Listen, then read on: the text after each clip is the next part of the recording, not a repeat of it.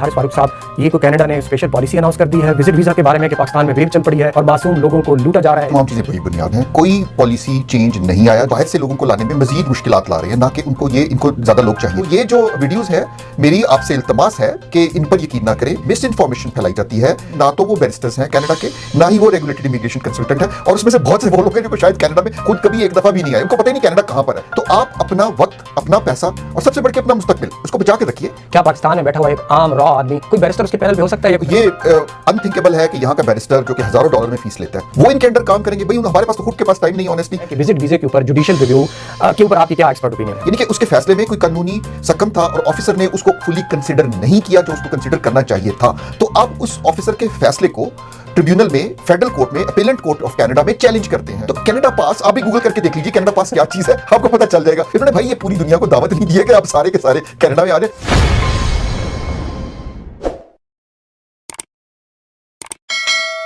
अस्सलाम वालेकुम नाज़रीन, उर्दू वर्ल्ड की इस दिलचस्प एपिसोड के साथ दोबारा आपकी खिदमत में हाजिर हूँ और मेरे साथ एज़ यूजुअल हारिस फारूक साहब रजिस्टर्ड रेगुलेटेड इमिग्रेशन कंसल्टेंट हैं। हम कैलगरी में इनके ऑफिस में मौजूद हैं और इंतहाई दिलचस्प टॉपिक इसलिए आज है कि पाकिस्तान में एक दफ़ा फिर वेव चल पड़ी है कि जी कनाडा ने कोई बहुत बड़ी कोई पॉलिसी अनाउंस कर दिया है, कोई वीज़ा में ऐसी चेंजेस लेके आए हैं कि पूरे पाकिस्तानियों के वीज़े लग रहे हैं। उस डिस्कशन में जाने से पहले हारिस फारूक साहब के साथ आपको ये मैं 2-3 वीडियो क्लिप सुनाता हूँ। ये चंद पाकिस्तानी सो कॉल्ड कंसल्टेंट की हैं और इसको देख के फिर एक्सपर्ट ओपिनियन हम लेंगे हारिस फारूक साहब से कि इनके बारे में क्या राय है। तो ये पहले क्लिप मुलाहिजा कीजिए। आईआरसीसी ने कल एक अपनी स्टेटमेंट अनाउंस की है, तो जेआर में सारी डिटेल आ गई कि इन्होंने रॉन्ग डिसीजन दिया है। आईआरसीसी ने उस पे अपनी मदद भी की थी। आपकी लास्ट 2 ईयर में रिफ्यूजल आई है कनाडा की, visit visa, work permit, PR. तो आप बिल्कुल परेशान हो, आप जेआर फाइल करें, judicial review, we are Canadian immigration lawyer. हम आपकी उस जेआर के केस में आपकी इंशाल्लाह अप्रूवल लाएंगे,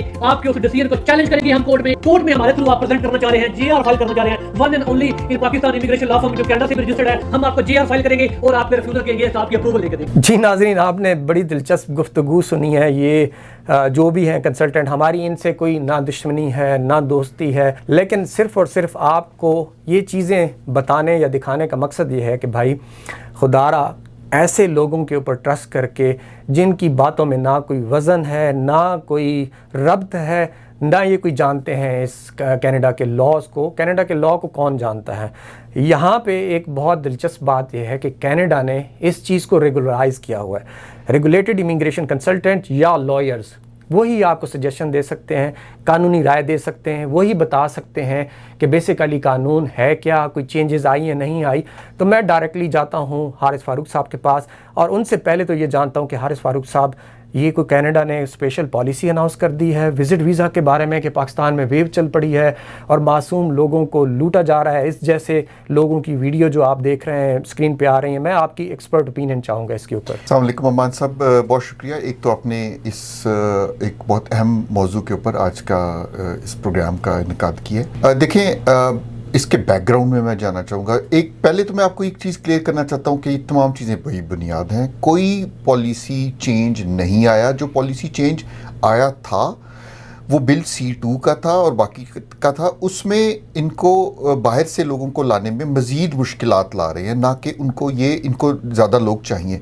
मैं आपको सबसे पहले इसके इकनॉमिक बैकग्राउंड में जाऊँ। इनका कनाडा इस वक्त बहुत टफ इकनॉमिक सिचुएशन से गुजर रहा है। इसको USA की तरफ से ट्रेड का बहुत बड़ा प्रॉब्लम है, जो कि इनका NAFTA एक एग्रीमेंट था, उसमें से उसको वो दोबारा से करना चाह रहे हैं। इसके ऊपर बहुत ज़्यादा उन्होंने ट्रेड ड्यूटीज़ लगा दी हैं, टैरिफ लगा दिए हैं। तो कनाडा में इकॉनमी में जॉब्स तो है ही नहीं, उसके अलावा जो बहुत बड़ी तादाद में स्टूडेंट्स को और वर्कर्स को यहाँ पे लाया गया था, उनकी फैमिली को लाया गया था, जो कि तकरीबन कनाडा की आबादी का 6% हैं, उनको ये कम करने की कोशिश कर रहे हैं और नए वीज़ाज़ नहीं दे रहे, विजिटर वीज़ाज़ भी नहीं दे रहे, नए स्टूडेंट वीज़ाज़ भी नहीं दे रहे और LMIAs भी नहीं दे रहे, और उसको बड़ी सख्ती से कंट्रोल कर रहे हैं ताकि बेरोज़गारी की शरह जो यहाँ पे बहुत ज़्यादा है उसको कम किया जा सके। हाल ही में बिल C2 इंट्रोड्यूस किया गया था, अभी प्रपोज किया गया है और अमान साहब ने उस पर भी एक डिटेल प्रोग्राम किया था। वो मज़ीद मुश्किलात ला रहा है, वो मज़ीद नए आने वालों की तादाद को कम कर रहा है और जो ऑलरेडी मौजूद हैं उनको ये वापस भेजना चाहते हैं, उन लोगों को जो कि जिनकी PR नहीं हो सकती, जो एज अ स्टूडेंट आए थे या एज अ वर्कर आए थे। तो ये तो मज़ीद अपना बोझ कम करने को जा रहा है। तो ये जो वीडियोज़ हैं, मेरी आपसे इल्तमास है कि इन पर यकीन ना करें। ये बड़े ऑर्गेनाइज्ड तरीके से मिस इन्फॉर्मेशन फैलाई जाती है, क्योंकि उनको वीडियोस बनाने वालों को भी इल्म है कि बेरोजगारी की शरह पाकिस्तान में भी बढ़ी हुई है, लोग निकलना चाहते हैं, बाहर जाना चाहते हैं, तो एकदम से उनको यू टर्न बता दिया जाता है। और इसमें सबसे इंटरेस्टिंग बात यह है कि इसका एक तो ज़मीनी हकाइक से कोई ताल्लुक नहीं है। कनाडा उल्टा अपनी जो टेम्परेरी रेजिडेंट्स लोग हैं उनकी शरह को कम करने को जा रहा है। और सेकेंडली जो साहिबान ये कर रहे हैं, उन ना तो वो बैरिस्टर्स हैं कनाडा के, ना ही वो रेगुलेटेड इमिग्रेशन कंसल्टेंट हैं, और उसमें से बहुत से वो लोग हैं जो शायद कनाडा में खुद कभी एक दफ़ा भी नहीं आए, उनको पता ही नहीं कनाडा कहाँ पर है। तो वो वीडियोस बनाकर लोगों को बेवकूफ़ बनाना और इस तरह से उनको देखें, अगर आप इस तरह की वीडियोस की वजह से अपना विजिटर अप्लाई करेंगे और आपकी रिजेक्शन हो जाएगी, तो आप एक अपनी रिजेक्शन एक धब्बा लगा लेंगे। देखिए, कल को हालात बेहतर हो सकते हैं, कल को कनाडा की इकॉनमी फिर से इम्प्रूव करेगी, इनको फिर से लोग चाहिए होंगे, तो आप अपना वक्त, अपना पैसा और सबसे बढ़ के अपना मुस्तकबिल उसको बचा कर रखिए और अच्छे वक्त का वेट करिए। ये क्योंकि इमिग्रेशन में कभी नहीं होता कि दरवाजे मुस्तकिल बंद हो गए या मुस्तकिल खुल गए, ऐसा नहीं होता। ये अप्स एंड डाउन्स आते हैं जो कि इकोनॉमी से रिलेटेड होते हैं, और ये इस तरीके से जब हालात बेहतर होंगे फिर आप दोबारा अप्लाई कर सकेंगे। सर, मैं इसी में ऐड कर देता हूँ, आप कह रहे हैं कि जी अच्छा वक्त नहीं है और वीज़ा रिजेक्ट करा बैठेंगे। ये गोंदल साहब तो कह रहे हैं कि जी वो आपका वीज़ा अगर एक दफ़ा दो दफ़ा रिफ्यूज़ हुआ है तो वो आपको JR, उनका नाम उन्होंने कहीं से सुन लिया होगा कि जुडिशल रिव्यू जी हम आपका डालेंगे और हमारे पैनल के ऊपर बैरिस्टर्स हैं और कंसल्टेंट हैं। सर, पहले तो ये बताएं कि क्या पाकिस्तान में बैठा हुआ एक आम रॉ आदमी, कोई बैरिस्टर उसके पैनल पे हो सकता है या कोई कंसल्टेंट हो सकता है? पहले तो इसकी आप थोड़ी सी वजाहत कर दें। ये टोटली अनथिंकेबल है, बल्कि ये अच्छा खासा मजाक है, क्योंकि जैसे मैंने बताया, बहुत से साहिबान तो शायद बेचारे कनाडा की उन्होंने शक्ल भी नहीं देखी होगी, खुद भी नहीं आए होंगे, उनका क्या वीज़ा लगना या क्या करना। तो ये अनथिंकेबल है कि यहाँ का बैरिस्टर जो कि हज़ारों डॉलर में फ़ीस लेता है, कंसल्टेशन फ़ीस ही हम कम से कम $150 लेते हैं आपसे, आपको कानूनी मुशावरत देने की, वो इनके अंडर काम करेंगे। भाई हमारे पास तो खुद के पास टाइम नहीं है, ऑनेस्टली हमें कॉल्स आती हैं तो हम उसको स्केड्यूल नहीं कर पाते, तो वो ये सब कुछ बेवकूफ़ बनाया जा रहा है। तो नाज़रीन, मैं भी आपको एक बताता हूँ भी, रिसेंटली एक किसी बंदे की केस के लिए जुडिशल रिव्यू के लिए मैं एक लॉ में गया, यहाँ पे बड़ा मशहूर एक लॉ ऑफिस है, शोरी लॉ ऑफिस, आप उसको सर्च भी कर लीजिएगा। उसके बैरिस्टर ने मुझे $10,000 फीस बोली, जिस केस को मैं लेके गया। $10,000। क्या आप अफोर्ड कर सकते हैं विजिट वीज़े का जुडिशल रिव्यू, जो कि एक बंदा जो अपने नाम के साथ ना लिख रहा है कि वो लॉयर है, बैरिस्टर है, या किसी लॉ सोसाइटी का मेंबर है, या वो कंसल्टेंट है? दूसरी बात ये कि मैंने उसके ऑफिस में मैसेज किया, और मैं मैसेज भी स्क्रीन पे आपको दिखाऊंगा, कि आप मुझे ये बताएं बात करने से पहले कि आपके पास लाइसेंस है, अथॉरिटी है। आप कह रहे हैं कि जी आप कैनेडियन लॉ फर्म्स के साथ आपका ताल्लुक है, तो उसके ऑफिस ने मुझे तरोड़ मरोड़ के जवाब दिया कि आप फलानी मैडम से बात कर लें, वो आपको गाइड करेंगे। भाई, आप क्यों गरीब मासूम लोगों को झूठ बोल के ये इस चीज़ पे मजबूर कर रहे हैं कि वो आपके पास आएँ? पहले आपके बने हुए फेक डॉक्यूमेंट से वो वीज़ा अप्लाई करें, और उसके बाद फिर आप उनसे जुडिशल रिव्यू की फ़ीस हज़ारों डॉलर लें, और रिजल्ट क्या होना है? सर, ये बताएं कि विजिट वीज़े के ऊपर, जुडिशल रिव्यू के ऊपर आपकी क्या एक्सपर्ट ओपिनियन है? जी, मान साहब ने जो शोरी लॉ का बताया, तो जतिन शोरी हैं जी, बिल्कुल, बहुत रिस्पेक्टेबल और बहुत कॉम्पिटेंट लॉयर्स हैं, मेरी उनसे कई दफ़ा मुलाकात हुई है, और वो वाकई इतनी फ़ीस लेते हैं। देखें, जुडिशल रिव्यू होता है कि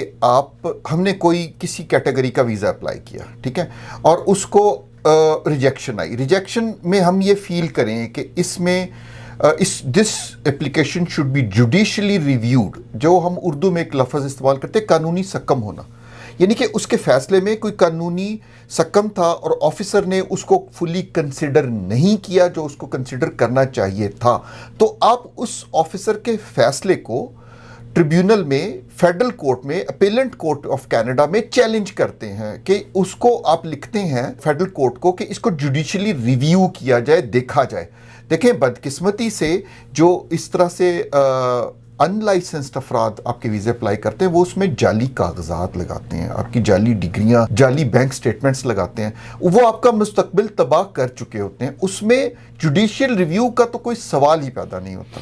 ये इंतहाई मुज़हका खेज़ है और बदकिस्मती से ये सब कुछ किया जा रहा है। और नाजरीन, एक और बात मैं आपको बताता चलूं कि अगर आपने जुडिशियल रिव्यू लगाने का सोचना भी है, सिंपली स्टडी करें, फेडरल कोर्ट की वेबसाइट पे चले जाएं, $50 उसकी फ़ीस है। आप खुद जुडिशियल रिव्यू जो है की एप्लीकेशन खुद डाल सकते हैं और कोर्ट आपको अल्टीमेटली 2 से 3 दिन में उसका जवाब देता है और वो मुतल्लिका इदारे को लेटर लिखता है कि इस केस के ऊपर हमें, लेकिन उसकी भी कोई हद होती है, उसकी भी कोई, इनकी कोई बेशर्मी कोई हद नहीं होती जो ये कंसल्टेंट बैठे हो, लेकिन फेडरल कोर्ट की हदें हैं। किस केस के ऊपर जुडिशियल रिव्यू डालना है ये आपको राय या कंसल्टेंट दे सकते हैं या लॉयर दे सकते हैं। खैर, इन्हीं की बात को आगे हम सर लेके चलते हैं कि यही बंदा कह रहा है कि आप रिकंसिडरेशन के ऊपर टाइम ज़ाया मत करें, डायरेक्ट जुडिशियल रिव्यू पे जाएं। अब ये बताएं कि अगर कोई वीज़ा रिफ्यूज़ हुआ है और उसकी जेन्युइन ग्राउंड्स हैं, जिसकी ट्रैवल हिस्ट्री भी है, फाइनेंशियल स्टेटमेंट भी अच्छी है, तो उसके लिए क्या उनको करना चाहिए रिफ्यूज़ल के ऊपर? सबसे जो इम्पॉर्टेंट चीज़ है कि पहले तो आप ट्रेंड देखें।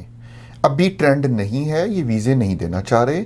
अच्छे खासे जायज़ जो केस हैं, स्ट्रॉन्ग केसेस हैं, उनको भी डिनाई कर रहे हैं क्योंकि गवर्नमेंट से इनको टारगेट मिला होता है कि they have to reduce the population of temporary residents, जो कि 6% के करीब है। 6% का मकसद है 1.3 मिलियन अफराद। अब 1.3 मिलियन अफराद कितने बड़े होते हैं, इसकी मिसाल मैं आपको देता हूँ। कैलगरी कनाडा का चौथा बड़ा शहर है आबादी के लिहाज से, ठीक है।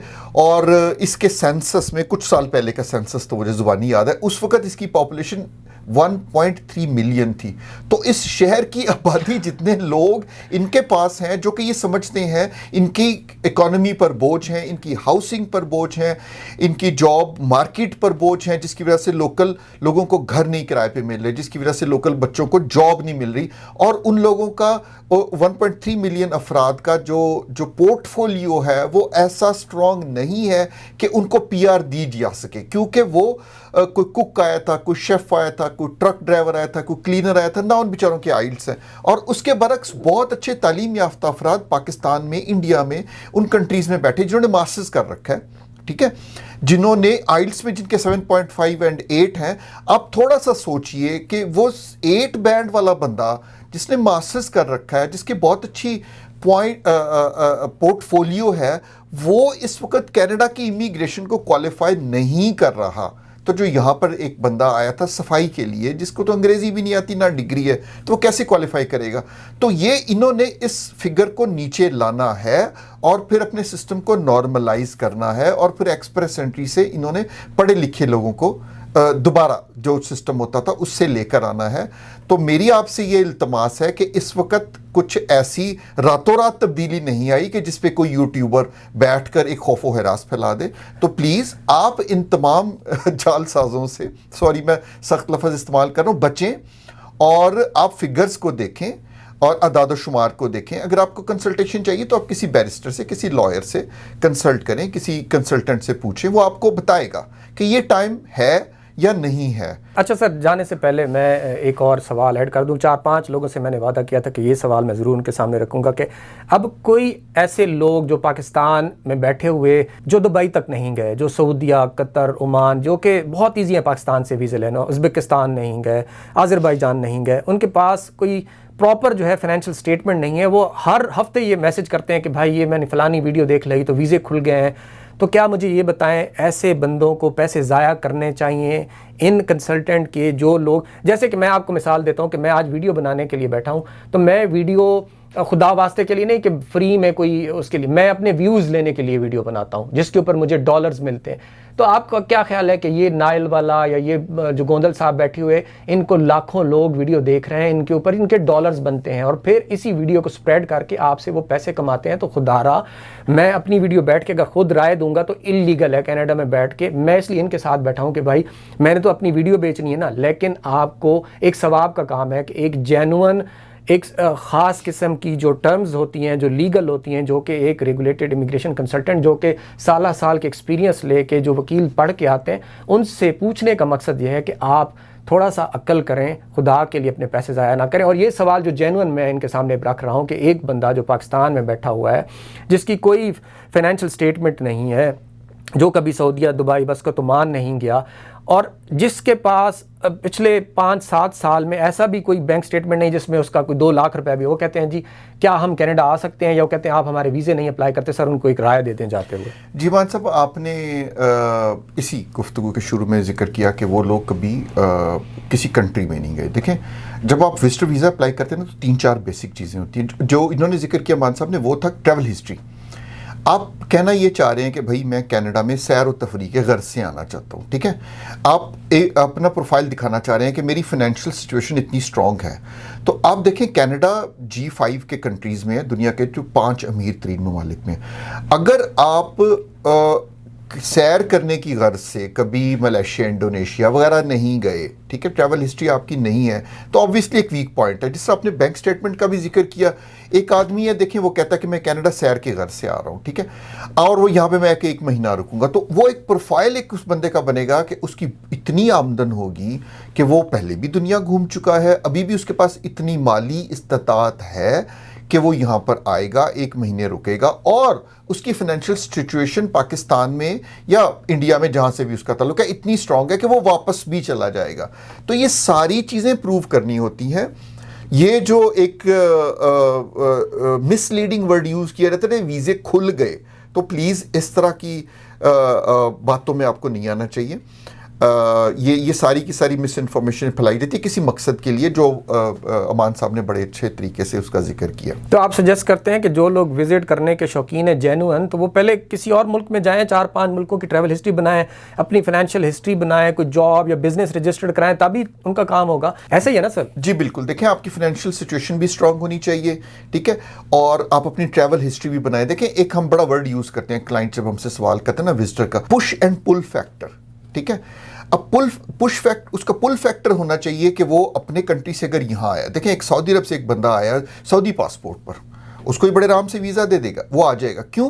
उसका एक पुल फैक्टर मौजूद है। He will go back to Saudi Arabia, उसका कंट्री उसको बहुत सी सहूलतें चीज़ें देता है, ठीक है। इसी के बरक्स एक आदमी इराक से कनाडा आना चाहता है, वो कहते हैं जी मैं टूरिस्ट के तौर पे आना चाहता हूँ, या वो आप कह लें कि अफ़गानिस्तान से आना चाहता है, तो उस मुल्क के मुआशी हालात, उस मुल्क के लॉ एंड ऑर्डर की सिचुएशन, वो ये सब कुछ देखेंगे और फिर उसकी बुनियाद पर देंगे। इसी तरह जब आप भी आना चाहें तो आप पहले अपने फाइनेंशियल सिचुएशन को स्ट्रॉन्ग करिए और उसके बाद आप अपना ट्रैवल हिस्ट्री बनाइए, ताकि आप वीज़ा ऑफिसर को यकीन दिला सकें कि भाई मैं दुनिया भी फिरा हूँ, और मैं वहाँ से भी अगर इमिग्रेशन लॉ को फॉलो करके वापस आ जाता था अपने टाइम पर, मैं यूके गया मैं वापस आ गया, ठीक है, या मैं ऑस्ट्रेलिया गया और वापस आ गया, इसी तरह से मैं कनाडा आकर भी वापस चला जाऊँगा, और ये मेरी फाइनेंशियल सिचुएशन है और ये मेरा फैमिली बैकग्राउंड है, तो मुझे वापस जाना है। ये चीज़ें तो बेसिकली प्रूव करनी होती है। 20 जून से लेकर 2 सितंबर तक आप अगर कनाडा विजिट वीजे के लिए अप्लाई करेंगे तो उसके अप्रूवल चांसेस बहुत ज्यादा हैं। उन्होंने कनाडा स्ट्रॉन्ग पास का एक प्रोजेक्ट लॉन्च किया है जिसमें वो अपने कंट्री में टूरिज्म को प्रमोट करना चाहते हैं, और उनमें से सबसे बढ़कर है कनाडा स्ट्रॉन्ग पास। 20 जून से 2 सितंबर तक यही राइट टाइम है कनाडा जाने का। सुनिए कौन बुला रहा है आपको। The government of Canada's new Canada Strong Pass. Canada's ready when you are. अगर आपको कनाडा पसंद आ जाए तो विजिटर वीजा को आप वर्क परमिट में भी कन्वर्ट करवा सकते हैं। क्या आप रेडी हैं? ये मैंने वीडियो देखा तो मुझे बड़ी हंसी आई। देखें, इस वक्त यूएस के और कनाडा के जो रिलेशंस हैं वो इतने अच्छे नहीं हैं, और जो यहाँ से बहुत बड़ी तादाद में टूरिस्ट जो कि कनाडा से यूएस से जाता था और यूएसए से कनाडा आता था, वो आना जाना बंद हो गया, ठीक है, क्योंकि ये इसको 51 स्टेट की बात कर रहे हैं और बड़े खौफ व हरास फैलाए गए हैं। उसकी वजह से यहाँ पे टूरिज्म डाउन हो गई है। कनाडा पास बेसिकली मैं आपको बताता हूँ, कनाडा के अंदर बहुत सी टूरिस्ट अट्रैक्शंस हैं, उसमें सबसे नुमाया है वो यहाँ के नेशनल पार्क्स हैं। आप कभी गूगल करें जैस्पर नेशनल पार्क और बैफ नेशनल पार्क, उसको आप देखिए तो ये दुनिया के चंद एक अट्रैक्टिव एरियाज में से शुमार होते हैं। यहाँ पे जाने का एक आपको एनुअल पास लेना पड़ता है अगर आप सालाना आना जाना चाहें। और अगर आप सिंगल विजिट के लिए जा रहे हैं तो भी आपको पे करके पास लेना पड़ता है, क्योंकि इन पार्क्स को, इन हिस्टोरिकल साइट्स को मेंटेन करने के लिए, उनको अच्छी हालत में रखने के लिए कनाडा बहुत खर्च करता है और बहुत बड़ा एक इदारा है इनका जो कि उसकी देखभाल करते हैं, जो कि वहाँ पे जंगली हयात को, जो कि कुदरती जो भी चीज़ें हैं उनको मेंटेन करते हैं, वहाँ पे पुलिसिंग को इन्फोर्स करते हैं ताकि उसमें आग ना लगे, उसमें मसाइल ना हो। तो वो उसके खर्चे को पूरा करने के लिए गवर्नमेंट उनको चार्ज करती है, विजिटर्स को, ट्रैवलर्स को, ये कनाडा के अंदर जो रहते हैं। तो मार्क कार्नी ने, जो कि हमारे प्राइम मिनिस्टर हैं, उन्होंने उसमें एक कनाडा पास में एक ब्रेक दी है कि कनाडा के लोगों को कहा है कि अगर आप सैर करने के लिए जाएंगे तो आपको हम फीस नहीं लेंगे और उसका जो उन महकमों का, उन इदारों का मेंटेन करने का खर्चा हम खुद बर्दाश्त करेंगे। प्लीज़ उसका ये मकसद नहीं है कि पूरी दुनिया से लोग कनाडा के अंदर आ जाएंगे और उनके लिए फ्री फॉर ऑल कर दिया जाएगा। ये एक टूरिस्ट अट्रैक्शन वक्ती तौर पे क्रिएट की गई है। आपने भी देखा होगा पाकिस्तान में, आप जैसे शाही किला जाना चाहें, इस तरह से बहुत सी तारीखी मकामात है, वहाँ पे जाना चाहे तो एक फ़ीस रखी होती है गवर्नमेंट ने, और उस फीस की एक वजह होती है क्योंकि उसको मेंटेन करने के लिए, चाहे वो लाहौर का अजायब घर है, चाहे चिड़ियाघर है, जो भी है ना, उसको मेंटेन करने के लिए वो गवर्नमेंट रेवेन्यू कलेक्ट करती है और उसको मेंटेन करती है। तो कनाडा पास आप भी गूगल करके देख लीजिए कनाडा पास क्या चीज़ है, आपको पता चल जाएगा। इन्होंने भाई ये पूरी दुनिया को दावत नहीं दी है कि आप सारे के सारे कनाडा में आ जाए। वो उन्होंने उसका क्लिप का हिस्सा उठाया, उठा के उन्होंने एक वीडियो बना दी है और उससे पता नहीं कितने लोगों का नुकसान होगा, ठीक है, कितने लोगों को मिसलीड किया जाएगा, पैसे ज़ाया होंगे उनके। हारिस साहब आपका बहुत शुक्रिया। स्क्रीन के ऊपर आपको हारिस साहब का कॉन्टैक्ट नंबर, ईमेल भी नज़र आ रहा होगा। और नाजरीन, इस वक्त कनाडा में ये सिचुएशन जो इन्होंने खुद बता दी कि फाइनेंशियली कनाडा बहुत डाउन जा रहा है, अमेरिका के साथ अच्छे ताल्लुकात नहीं जा रहे हैं, तो कोई अच्छा टाइम नहीं है। इन कंसल्टेंट की बातों पे खुदारा यकीन मत करें, ये हाथ जोड़ के यकीन करें। और जब भी इनके पास जाएं तो प्लीज़ ज़रा इनसे ज़रूर कहिएगा कि अपना कोई लाइसेंस, कोई रजिस्ट्रेशन, कोई बार काउंसिल, किसी भी कनाडा की लॉ सोसाइटी की मेंबरशिप उनसे ज़रूर पूछिएगा। किसी बंदे के पास भी जाए, अगर आपको जवाब मिल जाए तो आप इस वीडियो पे कमेंट ज़रूर कीजिएगा कि ये बंदे वाकई सच्चे थे। लेकिन मेरे साथ बैठे हुए हारिस फारूक साहब जो हैं रजिस्टर्ड रेगुलेटेड इमिग्रेशन कंसल्टेंट हैं, कनाडा में मौजूद हैं, कैलगरी में इनके ऑफिस में मैं बैठा हुआ हूँ। इनका नंबर आप इंटरनेट पे जाके भी सर्च कर सकते हैं, ठीक है ना। इनकी एक वेबसाइट है उसके ऊपर, तो आप इनसे क्यों नहीं रब्ता करते। कोई भी आपको मसला है, अगर आप कनाडा में आ चुके हैं, आप रेफ्यूजी क्लेम करना चाहते हैं, आप स्टूडेंट वीज़ा अप्लाई करना चाहते हैं, स्पॉन्सरशिप करना चाहते हैं, फैमिली स्पाउस को बुलाना चाहते हैं, आप इनसे रब्ता करें। दिए गए नंबर और ईमेल पे हारिस फारूक साहब से रब्ता करें। आपका बहुत शुक्रिया।